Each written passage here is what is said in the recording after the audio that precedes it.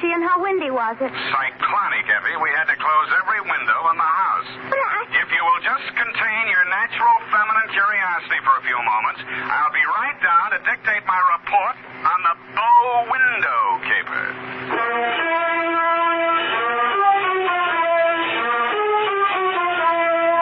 Dashiell Hammett, America's leading detective fiction writer and creator of Sam Spade, the hard-boiled private eye, and William Spear, radio's outstanding producer-director of mystery and crime drama, join their talents to make your hair stand on end with the adventures of Sam Spade. And now, with Howard Duff starring as Spade, Wild Root brings to the air the greatest private detective of them all in The Adventures of Sam Spade.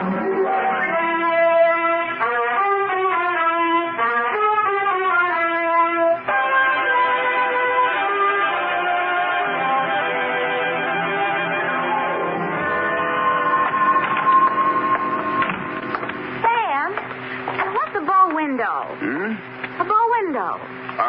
Bow window is a bay window that you look into instead of out of. Look into instead of out. Oh, Sam. Get your book, Panther Girl, and slink on in. What was he trying to see through the bow window? I mean, whose house was it? Her own. But if it was her own house, then why would she... It just goes to show you, darling, what some women will stoop to. It does? It was a low window. Oh. Well, whenever you're ready, Sam. Date November 10. 9th. Correct. 1947. To Dr. Helmut Ries. I was right for once. Yeah. From Samuel Spade, license number 137596. Subject, the bow window caper. Dear Dr. Ries, I know that this report will not make pleasant reading for you, but you paid for it, so here it is. As far as I was concerned, it all started on Thursday morning when you called at my office. From your story, I gathered it had been going on for some time. You will say these are merely the actions of a jealous woman, Mr. Spade. But I assure you there's more to it than that. It must be a carefully thought-out plan to ruin my career, my whole life. In what way, Dr. Reese? She spies on my private consultations. Insults my women patients. I can no longer even keep a nurse for more than a week at a time. Scenes, hysterics, outbursts of violence. I cannot continue my work under such conditions. So why don't you give her a divorce? Why, no. This is not her desire. If it were, it would be simple. No, she wants to bring me to ruin. She wants to see me on my knees in front of the populace. Why? That is what I want to find out. Why? Doctor, I think you ought to take this case to a head doctor. I have consulted a psychiatrist. Examined her. She's perfectly competent mentally. So you see there is here already some mystery. For which one comes to a detective. How long has this been going on, Dr. Reese? Since 3 months only. But in this time, she has reduced me to utter desolation. Dr. Reese was a very good divorce lawyer right down the hall from my office. No. I discussed the matter of a divorce with her a few days back. This was her answer. You see, a receipt for the purchase of a gun. And this note in her handwriting. I hope you will not force me to use this. Esther. Yes. What do you think she has in mind? Murder or suicide? She refused to discuss it. But one thing I have noticed. Since she has bought this gun, a new development. A strange man watches my house. Several times I have caught him following me. Well, she might have hired a detective to check on whether you visit a lawyer. Perhaps it is very simple, but it is all too strange to be harmless.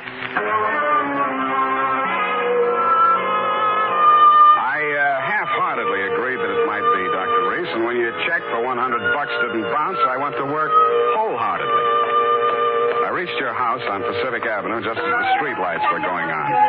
It's a quiet neighborhood, so I could hear it before I got close enough to read the number on the door. This is nasty. Get out, Get out of this house! Get out, you want...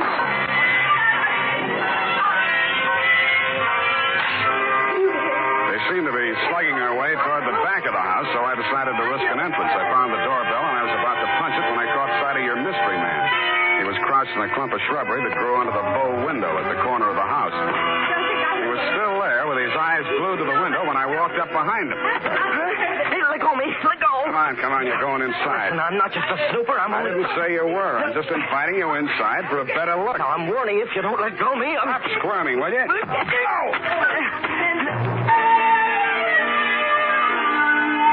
The kick he landed on me wasn't according to the Wrestling Association's rules, but I let him get away with it mainly because I couldn't move for 3 or 4 minutes, and by that time he disappeared down the street. When I recovered my faculties and staggered back to the door, I didn't bother ringing the bell. I just walked in.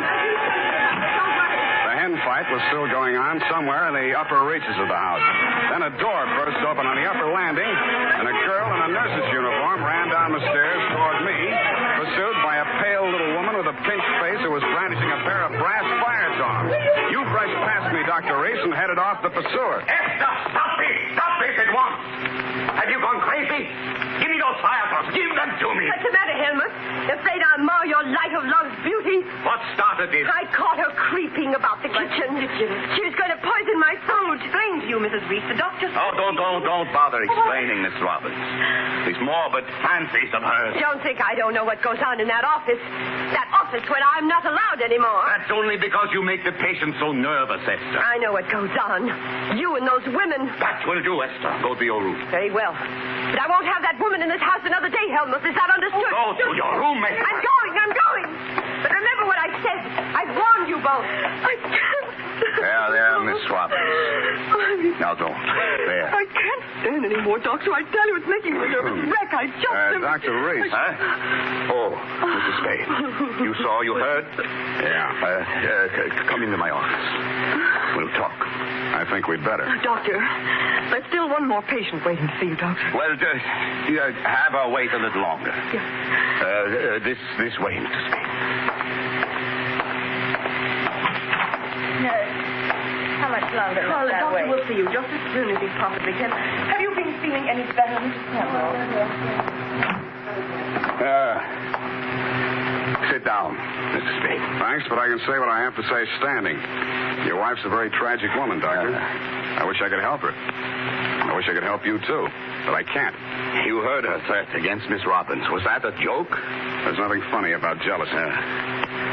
But there is this man who watches the house. And the gun she bought. I collared him outside just now. Oh, well, did you get him to talk? No, but I wouldn't worry about him if I were you. And about that gun. The Constitution says every citizen shall have the right to bear arms. Even Parnell Thomas can't do that. Mr. Spade, I've not yet told you all. Oh, Doctor, I'm sorry to interrupt, but this patient, she has been waiting for more than an hour. Well, who is she? Mrs. Kavanaugh. Kavanaugh? Who? Well, has she been here before? Of course, last week. Here's her card. Oh, yes. I'd better get it over. Send her in. Yes, Doctor. And Doctor, I'm resigning. I'll finish the day, of course, and then I'm through. I'm sorry. Yes. Well, very well, Miss Robbins. I can't say that I blame you. Good luck. Goodbye, Doctor. Well, I'll be going along myself now, Doctor. No. You must hear me out, Mr. Spade. I've not yet told all. If you just wait until I have seen this patient, please, Mr. Spade, please. Okay, I'll wait outside. Oh, I beg your pardon. I beg yours. Come on in, Mrs. So, you're leaving the doctor's employ, nurse? I am. Well, Mr. Spade, how does it look from the grandstand? Messy? Mm-hmm. You don't mind if I finish cleaning off his desk? Go right ahead. Thank you. What's the matter with Esther, anyway? I could sum the whole thing up in a single 5-letter word, shall I? You have. Are you going to walk out on him? Aren't you? Yes, I am. Oh, but Esther isn't jealous of your type, if you don't mind my mentioning it. I feel heartened to think that you noticed I was different. Oh, I did, Mr. Spade. I really did. You don't seem particularly nursey to me, either. I'm not. My, you have a fast pulse, Mr. Spade. Yes, I've been feeling very weak the last few minutes. I need care. You don't eat enough apples, Mr. Spade. Well, I guess I finished. Oh, there's that old contact. I wonder... Mr. Spade, will you tell the doctor I've left and thank him for me again? Aren't you going to see him before you go? No, I'm not. He'd only begged me to stay, and it's simply out of the question. Oh, the poor guy. I just don't know what I'd do if I were in his place. For you, Mr. Spade.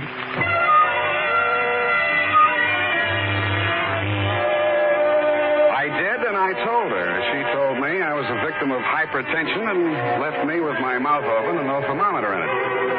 5 minutes after she'd gone out through the front entrance, your wife came down the stairs, looking knowingly at me and the door to the doctor's office, and left by the same route. 10 minutes after that, I was halfway through a 1937 National Geographic that was the latest edition on the waiting room table, and had reached the third paragraph on the natural beauties of Winona County, Minnesota. But I never finished it. I will be back in a minute.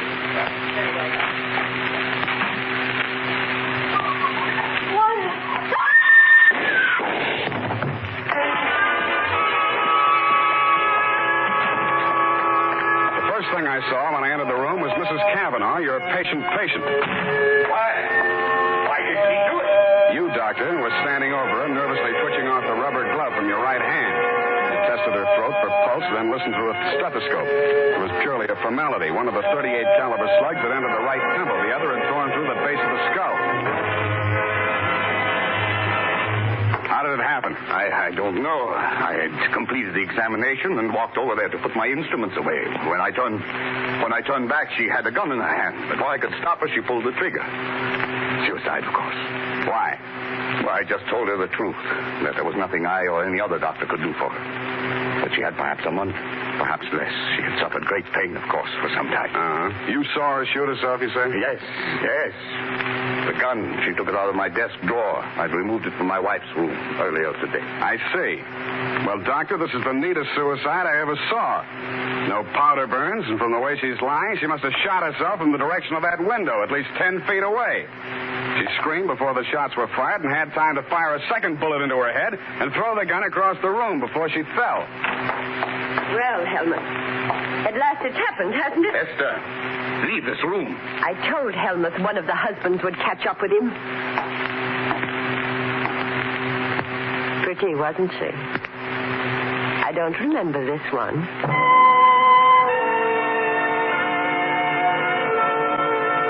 The expression on your face might have been horror or fear or both, Dr. Reese.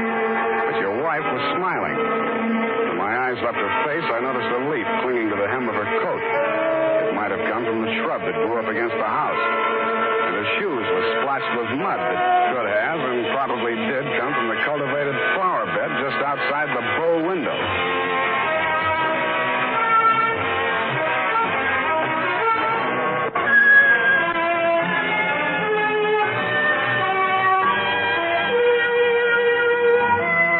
Obviously, there were two equally good suspects in the Kavanaugh murder. Either your wife had killed her in a jealous rage, or you'd killed her with your wife's gun to frame her for the murder. I decided to let the police worry it out and went home to bed. The morning headlines were a bit of a surprise. Nurse sought in shooting of mystery woman. Item. The cops had found Celeste Robbins' fingerprints all over the murder gun. And item. Mrs. Kavanaugh, the murdered woman, had given a vacant lot as her address, and her body was lying unclaimed at the morgue. I decided to pay her a visit.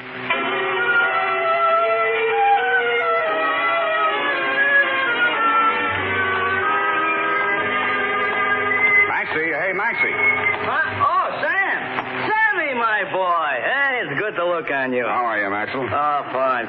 What brings you here, Sam? The Kavanaugh woman. The Kavanaugh, huh?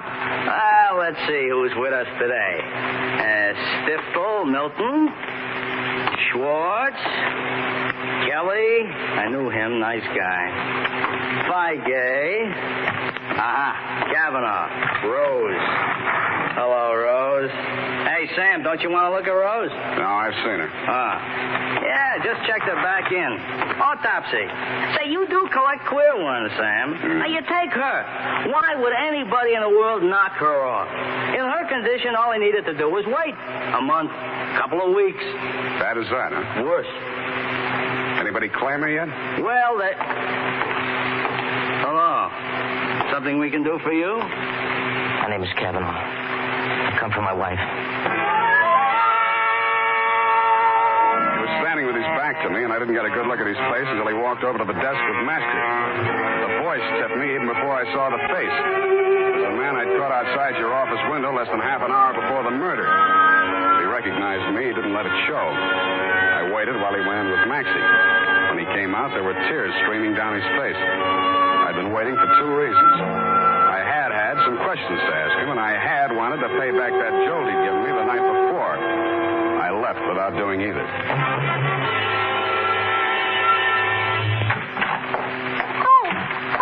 Oh, sweetheart, any calls? Lieutenant Dundee of Homicide, Yeah. Dr. Reese, and there's a girl waiting inside. Wouldn't give any names. So you let her wait in my private office? Well, I don't think you'll mind when you've seen her. She's by way of being a knockout. Well, thank you, Effie. That was very thoughtful of you, dear. You're welcome, Sam.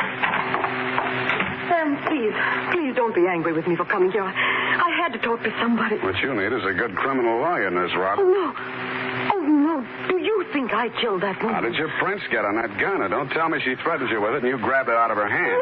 No, I didn't. I did nothing at all. Take it easy, nurse. Take it easy. Would you like a drink or something? No, of course. Thank you anyway. I'll be all right. Well, she came in from shopping 3 days ago. Just as nice as pie. And she came creeping around. You know how she is. And she said, I bought something today. It's lovely. And with that, she hauled this gun out of her handbag. And so, to humor her, I took it and I looked at it. That was foolish. It certainly was foolish. Well, nickel-plated, ideal surface for fingerprints. And I remember she was wearing gloves. Struck me as peculiar at the time, but I'm so stupid. I didn't think of it until just now. Everything's a little peculiar about this caper. A woman who was dying anyway gets shot. Nobody even seems to know who she was. Doesn't make sense. No, it doesn't make much sense. What should I do, Sam? Give myself up? I think you should. Yes, I thought you'd say that. All right, phone, please. You got a lot of courage. Sure you don't want a drink? No, thank you. I'll be all right. I'll be all right. Homicide, Dundee. Dundee, Sam Spade. I got the Robbins girl here in my office. She wants to check in. Oh? Well, tell her to forget it, Sam. Reese's wife just made a full confession.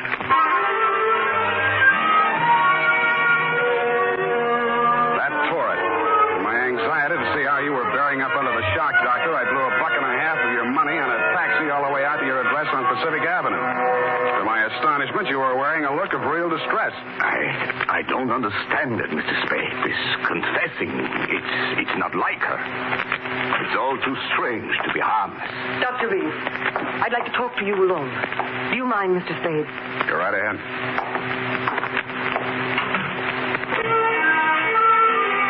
I strained my ears outside your consulting room, but all I could hear was a few vague murmurs. Then, for no good reason, I decided to have a look at your wife's bedroom upstairs. The cops had been there before me, so I didn't expect to find much, and I didn't. I was tapping the woodwork for secret panels or something when I heard a heavy tread on the stairway. I wheeled around, my hands inside my coat. A jolly-looking character in coveralls was standing in the doorway. Electronics. I beg your pardon? Gahagan, Home Electronics. I come to take the equipment. What equipment? Had a dictograph. She don't need it no more. Ask me, she hurt too much. Mrs. Reese had a dictograph installed? Yeah, a metal type installation. This here's a speaker. My own design. Looks like a portable radio, don't it? Yeah, where's the other end? Where's the microphone? It's in the doc's private office. You interested, eh? Yeah, turn it on, will you? Oh, sure. We'll get it tuned in a minute here. Oh, feedback. Wait a minute, I'll fix it. What can she do? I don't know. But it's uncanny the way she Nice, huh? Every word we spoke together. That's because of the dictograph. They rig, huh? Shut up. We cannot allow this terrible tragedy to come between us. We love each other. Nothing can change that. Oh, boy. That's as nice, ain't it? Quiet. I just know, please, don't. Stop it, Holmes. I don't want you. Please, don't. What is it? What has happened today? What has happened? You bastard. Well, I've been attacked by a mad woman and accused of murder all in the space of 12 hours. It's all over now. Just so coming. It's all over. Well, don't you turn it up a little more? Oh, sure. Turn it up. Hold it. Watch it over. It's over. I'm very, very ashamed. I thought it was my usual thing. I always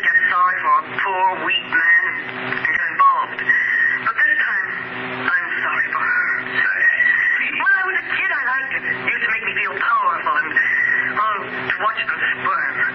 But it's no fun anymore watching another woman in the agonies of jealousy. And you, I thought you were just weak. You're a brutal, unscrupulous murderer. What are you saying, Sonny? You killed Mrs. Kavanaugh. Why, that's impossible. You stood deliberately in that window and you fired 2 shots right at Hey, what gives you? Why weren't my fingerprints on that gun? because you were wearing your rubber gloves, Doctor. Celeste, don't say any more. No.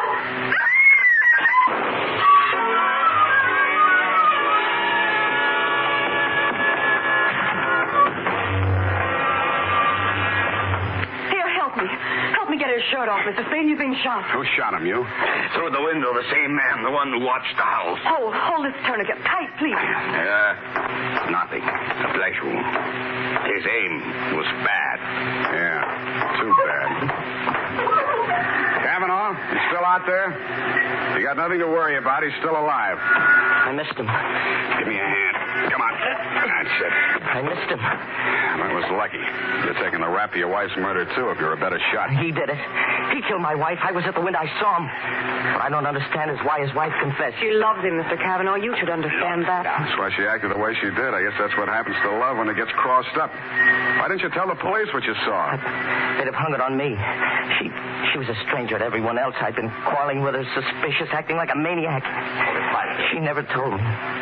She must have been going to one doctor after another, trying to find one that would give her one ray of hope. In pain all the time, too, and never letting on. Never. Even after that first visit she made to Reese's office, I didn't tumble. I thought she was meeting him on the sly. And I followed her both times. That last time I carried a gun. I might have killed her if what I suspected had been true. I'm very sorry, Mr. Kavanaugh. I didn't realize. You're pretty late with your regrets, Doctor. I don't quite figure you either. Maybe the prison psychiatrist can. Dundee homicide. Dundee, tear up Mrs. Reese's confession. Come on over and get the doctor. Dr. Reese? Yeah. By the way, he accidentally shot himself in the arm. Isn't that right, Doctor? What? So, yes. Accident. Why didn't she tell me? Why didn't she tell me? I don't know, Kavanaugh. Women, sometimes they make too much sense, or we don't make enough, or maybe we're all crazy.